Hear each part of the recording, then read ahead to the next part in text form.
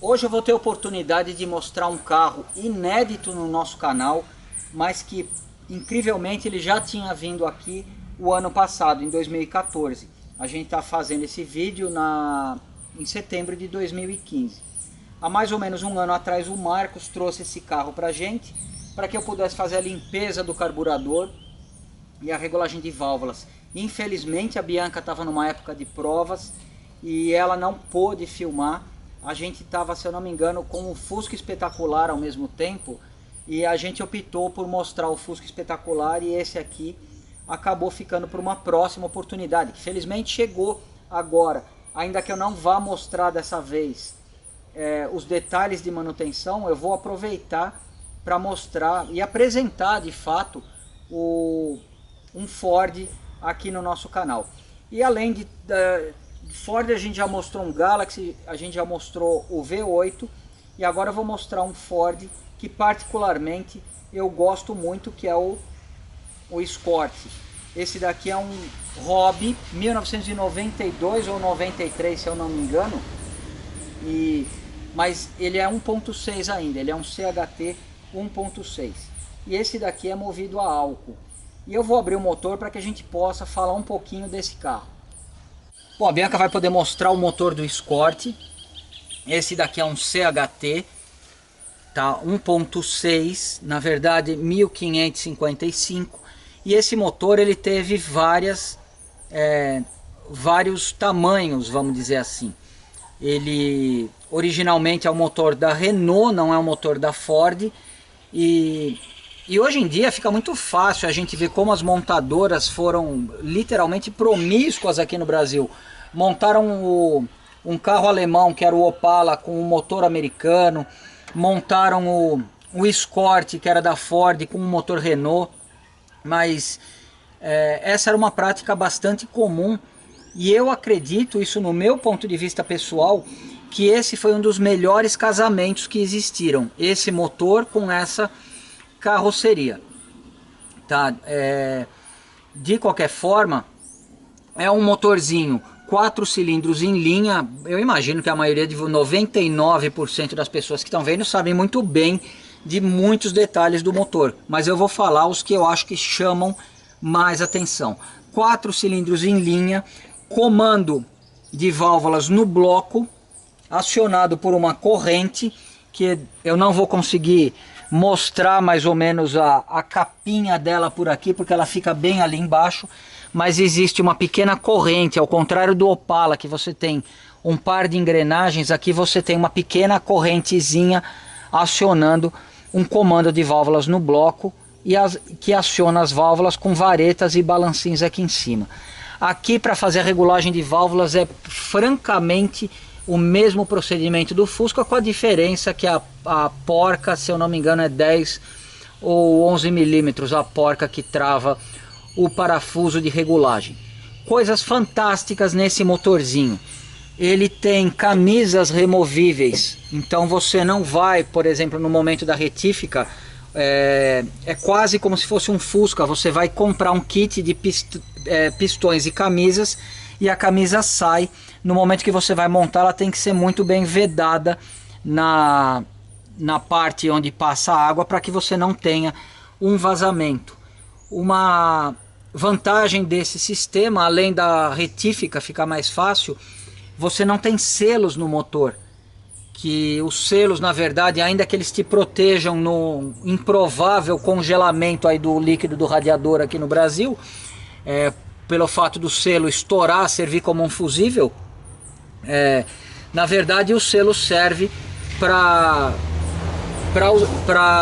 o momento da fundição do bloco, tá? Então esse daqui ele tem as características de não ter esses selos. E o que mais me encanta nesse motor é que é uma coisa que não me encantava, na verdade, quando eu era adolescente, quando eu comecei a ter os primeiros contatos com Escort. Esse aqui é o segundo modelo de Escort que saiu no Brasil. Hoje em dia, com a modinha da internet, o pessoal lê alguma coisa e fica repetindo igual um papagaio. Então todos os carros, esse daqui é o MK1, o MK2, o MK19, tudo bem, é uma denominação eventualmente de fábrica, mas ela não faz parte, não faz parte da cultura automobilística do Brasil. Isso é uma coisa nova, da mesma forma que a internet. Então esse daqui era o Escortinho pós 87, 83, 84, 85, 86, ele saiu com aquela frentezinha que tem a grade mais antiga. De 87 em diante até o modelo Hobby, que acho que foi até 95 ou 96, ele já saiu com esse modelinho que é francamente muito bem desenhado e bastante atraente. Ele talvez tentasse imitar o Mustang da época. E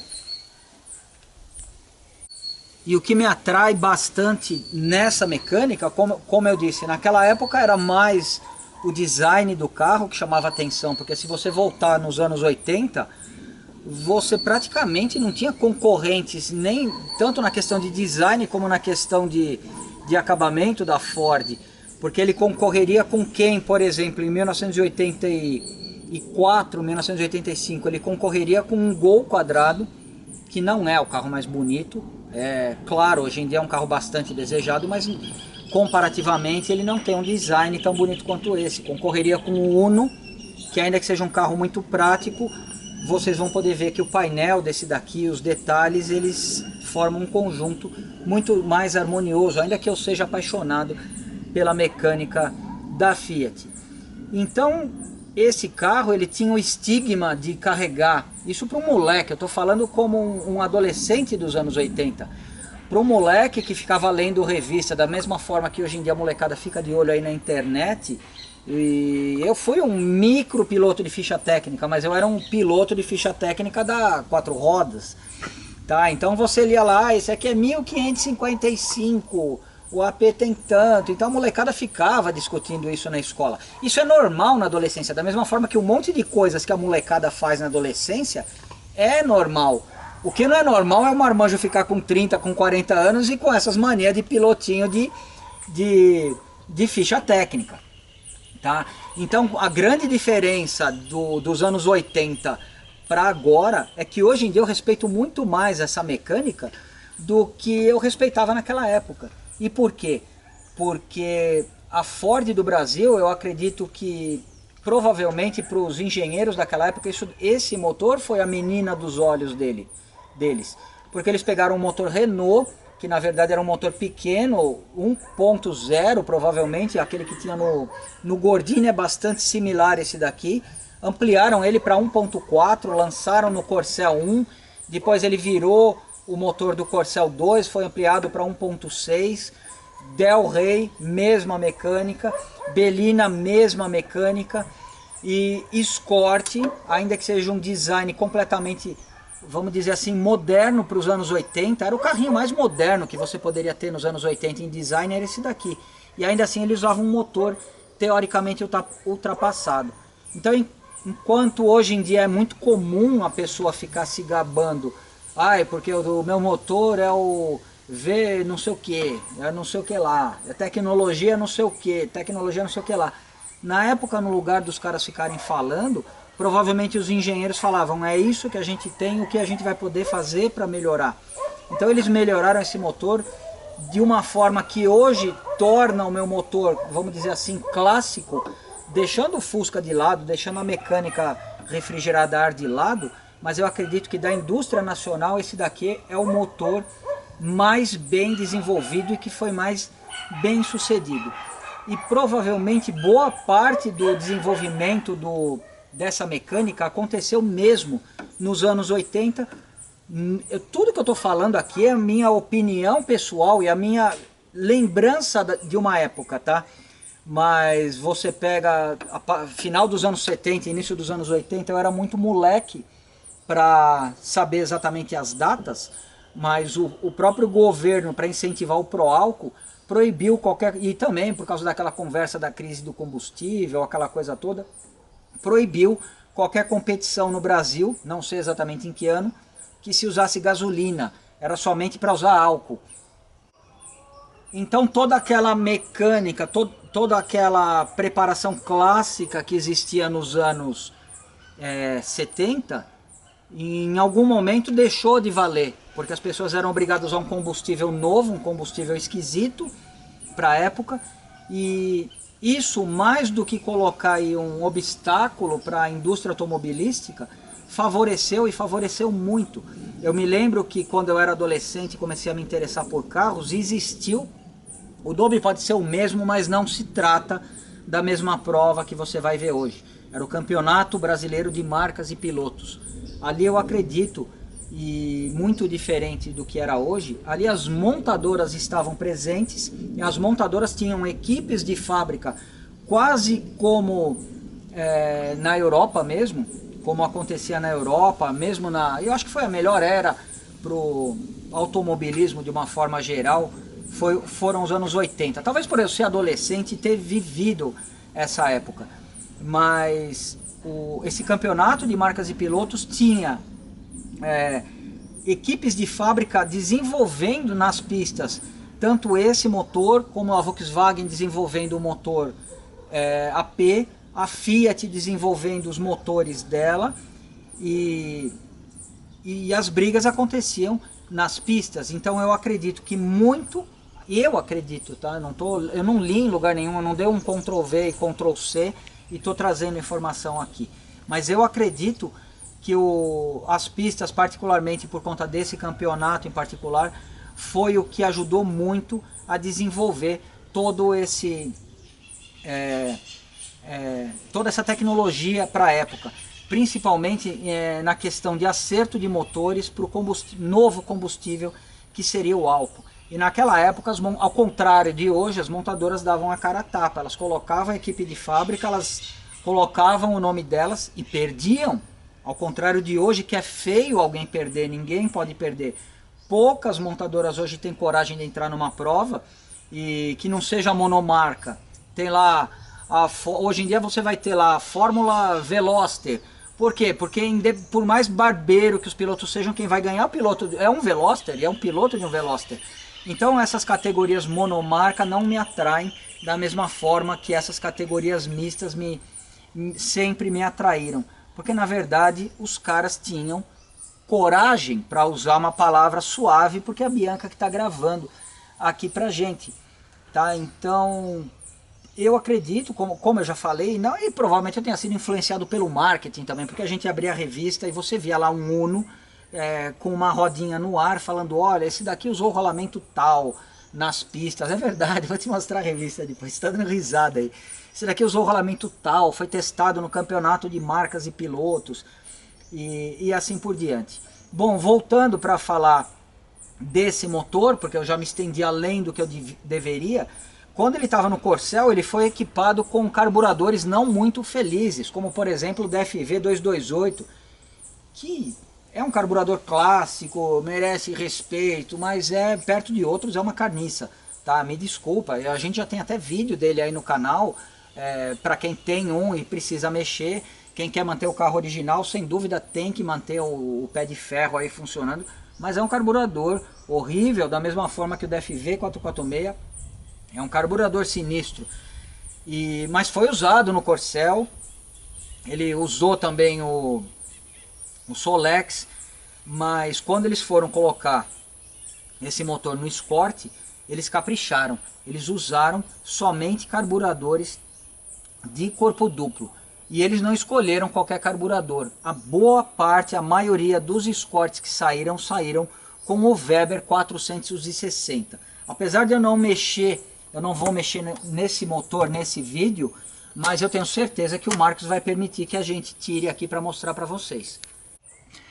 Só que eu tenho uma surpresa para vocês. Esse daqui, ele não está, ainda que a maioria tenha saído com o Weber 460, esse daqui está com um concorrente que é quase uma cópia, quase uma imitação. É um Solex 3034.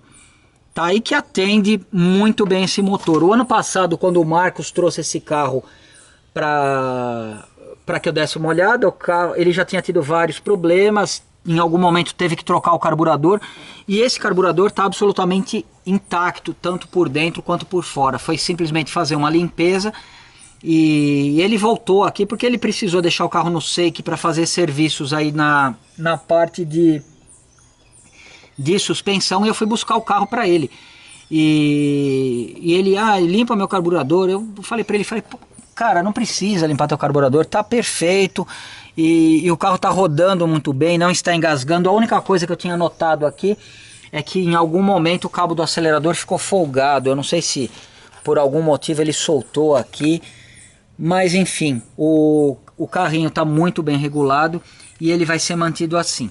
Até esteticamente, se você for avaliar, é muito agradável você olhar para esse motor dentro desse cofre. Todas as peças estão no lugar que a gente imaginaria que deveriam estar.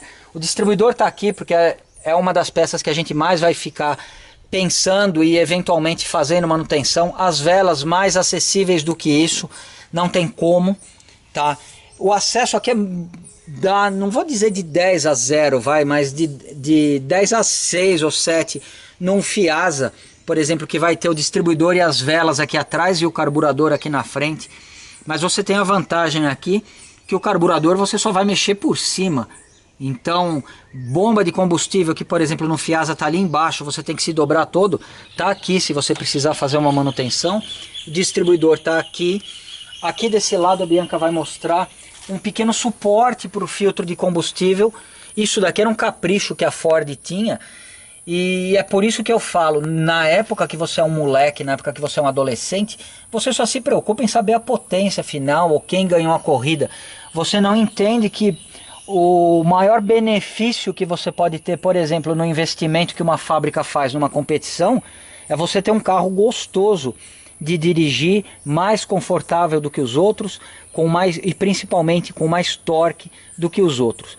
Então esse daqui eu posso ser a exceção nesse pensamento, com certeza a minoria, mas o pessoal provavelmente vai falar, não, Tonela, é que você não viu o Escort com o motor 1.8 da Auto Latina. Pô, a minha vizinha tem um aqui, eu regulo de vez em quando.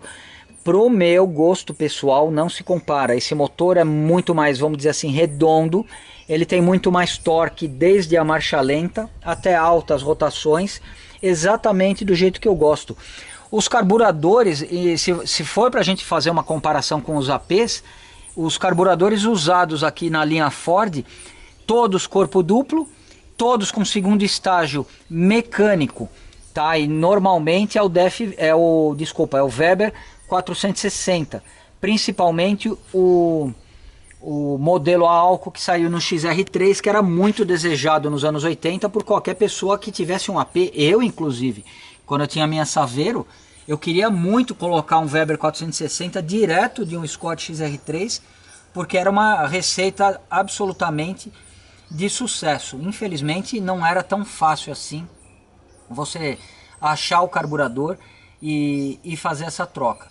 Na concorrência direta, o que a Ford tinha seria o AP, mas no meu ponto de vista e pelo que eu gosto de carburadores, eu acho que a Volkswagen não foi tão feliz quanto a Ford na escolha dos carburadores. Então, ainda que esse daqui tenha um comandinho no bloco, ainda que ele não tenha uma potência em números tão expressiva quanto um AP, eu acho que boa parte e grande resultado no final que você tem é por uma escolha mais feliz dos carburadores. Tudo nesse carro, ainda que ele tenha sido concebido nos anos 80, por que eu estou elogiando a Ford? Particularmente, eu já tive Escort, mas não como o meu próprio carro. A minha mãe teve um XR3 e eu tive alguns num momento que eu estava que eu tinha pego a base de troca o carro e estava trocando ali ou vendendo, tá? Mas eu gostei muito e os Escorts me deram bastante saudades. Aqui a gente nota uma ventoinha elétrica que na época não era qualquer modelo que tinha, eram os modelos com um projeto mais recente, como o próprio Escortinho. Um outro detalhe, e é o que hoje me chama a atenção e que me faz respeitar mais ainda um Ford dessa época. Existia o Escort GL, o Escort Guia, que seria o mais luxuoso, e o pretensamente esportivo, que era o XR3. E o XR3 ele tinha poucas diferenças, mas diferenças que eu demorei alguns anos para perceber que eram muito mais importantes do que o tamanho do motor, ou do que de repente um carburador gigantesco. O XR3 ele tinha isso, segundo a própria publicidade da época, particularmente da revista Oficina Mecânica. Ele tinha o que? Ele tinha um comando diferente, não era um comando de pista, não era um comando absurdo, era um comando um pouco, com uma duração um pouco maior. Ele tinha um carburador com Ventures um pouco maior, pouco, não muito, tá? E particularmente porque a maioria dos Escorts que existiam nos anos 80 eram a álcool, tá? Eram raros os modelos a gasolina até acho que 1990, eram raríssimos, tá? 99% da produção era de qualquer carro era a álcool, com exceção do Fusquinha, que faziam um percentual maior aí a gasolina. Então, para o mesmo motor Venturi a álcool é um pouco menor, porque o combustível é mais pesado e ele precisa de um sinal de vácuo mais forte para ser atomizado dentro do motor. Mas voltando ao motor do XR3, as principais diferenças eram o peso das peças de movimento alternativo menor e mais equilibrado entre si, ou seja, aquele balanceamento que a gente fez no motor do Zé de Mello, o balanceamento que já tem praticamente de fábrica no motor do Mauro, era uma coisa que a Ford tinha buscado para o motor do XR3, ou seja, um melhoramento de fato real, tá? Quem dirigiu um XR3 de verdade, não um carro muito rodado ou que tenha sido trocado o motor, mas quem dirigiu um XR3 de verdade sabe como esse motor era bom, era macio e respondia muito bem. A grande questão é que as fábricas naquela época elas ainda tinham coragem de fazer modificações modificações intangíveis, tá? Não eram somente um aerofólio na traseira, um adesivo, era uma coisa muito sutil, era o equilíbrio do peso das peças móveis, mas que te trazia um ótimo resultado. Esse daqui em particular, ele já é da era Auto Latina, então ele já compartilha um filtro de ar do modelo da Volkswagen. Tá, então a Auto Latina fez realmente aí uma salada, tanto de peças quanto de motores, e eu acredito que quem gostava da Volkswagen nunca gostou de um CHT num Gol ou num Voyage quadrado, e quem de fato enxerga a sutileza e o refinamento de um CHT da Ford nunca fez muita questão de 10 ou 15 cavalos a mais só para você dizer que você tinha um comando no cabeçote com uma carburação invariavelmente medíocre. Me desculpem os fãs aí do 2Z ou do 3Z. Mas vamos deixar de falar do motor e vamos mostrar o resto do carro. Aqui a gente nota que é um projetinho muito racional, da mesma forma que o Uno. Eu já comentei quando eu mostrei o nosso Uno que tudo ali era planejado, a impressão é que partiram de uma folha em branco. E aqui é a mesma coisa, talvez não tenham partido de uma folha completamente em branco, mas eles pensaram muito, não só no momento da montagem do carro, mas da manutenção. Olha que bonitinha a posição da caixa de fusíveis, e é muito melhor a caixa de fusíveis aqui do que embaixo do painel, de você ter que ficar se dobrando ali para ter acesso aos fusíveis. Então aqui é tudo mais conveniente. Agora chega de falar e vamos dar uma olhadinha no resto do carro. Eu pedi antes da Bianca mostrar o painel para ela mostrar o banco. E esse daqui aparentemente é original. A gente nota também pelo tecido da porta que segue o mesmo padrão. E ainda que esse daqui nos anos 90 tenha sido um carro com a pretensão de ser popular, concorria ali com o Uno 1000, o Gol 1000 CHT, disparado esse daqui era o mais luxuoso. E a gente percebe que, como não era mais um carro tão desejado como nos anos 80, a Ford, vamos dizer assim, que ela esbanjou recursos aí num carro que era o mais simples que eles poderiam ter. Então a Bianca agora ela vai entrar e vai mostrar o painel em detalhes. Para o meu gosto pessoal, esse é o painel mais bonito dos anos 80 que saiu aqui no Brasil. E esse particularmente é o mais completo de todos. Ele é bem parecido, se não idêntico ao do XR3, que tinha contagiros, tinha um velocímetro também até 220 e dois marcadores aí, que era o de temperatura e o do combustível. O XR3 na época, ele vinha com uma porcaria que já estava prevendo aí o mundo moderno tecnológico de hoje, que era uma porcaria que chamavam computador de bordo, que na verdade era, por exemplo, uma pastilha de freio com um pedaço de metal dentro dela, um metal macio, que ficava, por exemplo, a pastilha era dessa grossura, o metal macio ficava aqui e saía um conector. E no momento que você pisava no freio, esse conector dava contato com o disco de freio, aterrava e acendia uma luz no teu carro avisando que estava na hora de você trocar a pastilha. Muito bem, só para uma maldita luz te avisar isso, a pastilha custava 5 vezes mais do que uma pastilha, por exemplo, de um Escortinho GL. O volante também tem um desenho muito bonito e é um carro muito gostoso de dirigir. Para o meu gosto pessoal, a única coisa que não me agrada tanto é o câmbio, que tem um curso bastante longo e um pouco impreciso, tá? Mas esse daqui é o único. Esse daqui também ele tá com uma pequena folga no trambulador. Mas tirando, eu tô falando do original mesmo, né? Mas tirando esse pequeno detalhe, sem dúvida é o painel mais bonito que você poderia ter. Eu acredito que tão bonito quanto, ou mais bonito ainda, seria um XR3, por exemplo, 85, 86, que ele tinha um desenho, vamos dizer assim, mais clássico, ainda mais antigo. Os instrumentos eram com um desenho mais conservador, mas era um painel maravilhoso.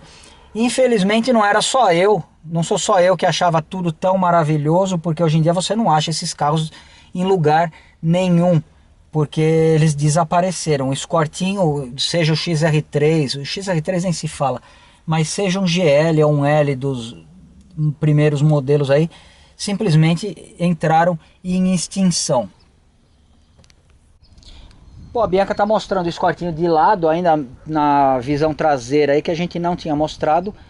Rodas comuns aro 13, que era o mais comum que existia para a época, e a grande vantagem disso é o custo para você trocar 4 pneus e ao mesmo tempo o conforto. Se fosse um XR3 ele teria um aro 14 aí com uma roda diferenciada, mas você troca um pouquinho a mais de conforto que o aro 13 te dá por, teoricamente, um pouco mais de estabilidade. E eu acredito que é teoricamente mesmo, porque na verdade o XR3 ele é mais duro, mas na prática você acaba fazendo a mesma coisa que você faria com o XR3 com um Escortinho desse daqui, tirando um pouquinho a menos de potência aí provavelmente do motor. Eu vou abrir agora o porta-mala só para dizer que a gente abriu, né?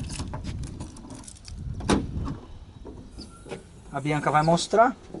Aqui normalmente iria um tampãozinho, alguma coisa, mas tem um espaço bem maior, por exemplo, do que o de um Uno ou mesmo de um Gol quadrado. Bom, chega de falar, eu acho que eu já falei como se tivesse falado para 3 vídeos e só vai ter um do Escortinho. Então agora a gente vai dar uma volta nele.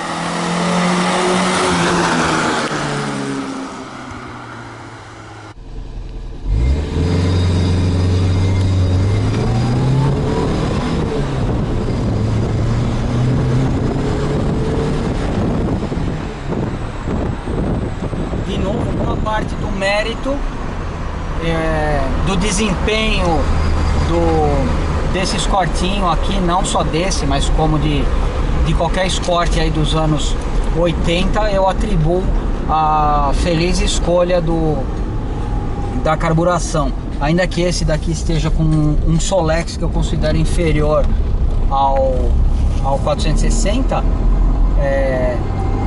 ele tem o acionamento do segundo estágio mecânico, e isso dá todo o diferencial aí no momento do carrinho responder. Estou em terceira.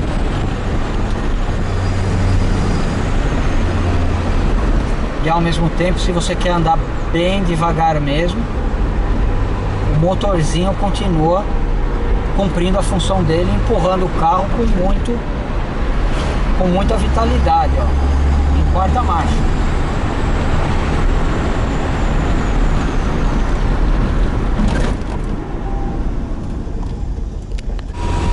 Eu não tenho nenhum Escort para vender, tá? Na verdade, eu compraria um com muita satisfação, um CHT, como esse daqui, não um 1.0, eu gostaria de um 1.6. Mas motivos para você comprar um Escort, além de tudo isso que eu já falei: bom acabamento, boa estética, motor perfeitamente e orgulhosamente muito bem desenvolvido. Acho que foi como eu já comentei, o mais bem desenvolvido que teve no Brasil, tá? Um trabalho de primeira linha da Ford na ocasião. Mas eu acho que o principal motivo para você considerar a possibilidade de ter um Escortinho desse é que, se você pegar um Escort, esse daqui, por exemplo, 92 ou 93, não é década de 80, já é mais novo. Esse daqui tem 20, 22 anos. É isso, né? Tem 22 anos se ele for um 93. E se você pagar 50% a mais do que, por exemplo, a tabela dele vai estar indicando, é o preço de mercado aí de um Fusca meia boca que você vai pagar, tá? E aqui você tem não só o Escort, mas qualquer carro desse final dos anos 80, início dos anos 90, é a melhor opção, a melhor relação custo-benefício que você pode ter para ter um carro, um meio de transporte diário de boa qualidade, confiável. Claro, a confiabilidade vai depender da manutenção que você fizer, mas você mesmo pode fazer na sua casa. E provavelmente não, certamente que você não vai pagar IPVA de um carro com mais de 20 anos. Então, sem dúvida, é uma opção excelente caso você queira um carro para rodar todo dia, ou simplesmente porque você gosta do modelo. Eu particularmente adoro. Como eu já comentei, em 20 anos ou 25 anos a gente fica velho, para falar mais bonito, a gente amadurece e a gente passa a enxergar sutilezas que, quando a gente é adolescente, a gente não enxerga. Então hoje, para mim, o Escort é um carro muito mais importante do que ele foi na minha juventude, porque é um carro que guarda aí todo o desenvolvimento, o trabalho de pessoas aí para chegar no resultado que a gente tem aqui. Então, caso você conheça alguém que tenha trabalhado na Ford, você pode agradecer essa pessoa, porque certamente fez um excelente trabalho. Bom, é isso aí, eu mostrei o Escortinho, espero que vocês tenham gostado. Numa próxima oportunidade a gente vai mostrar algumas manutenções que a gente pode fazer no CHT. Muito obrigado e até o próximo vídeo.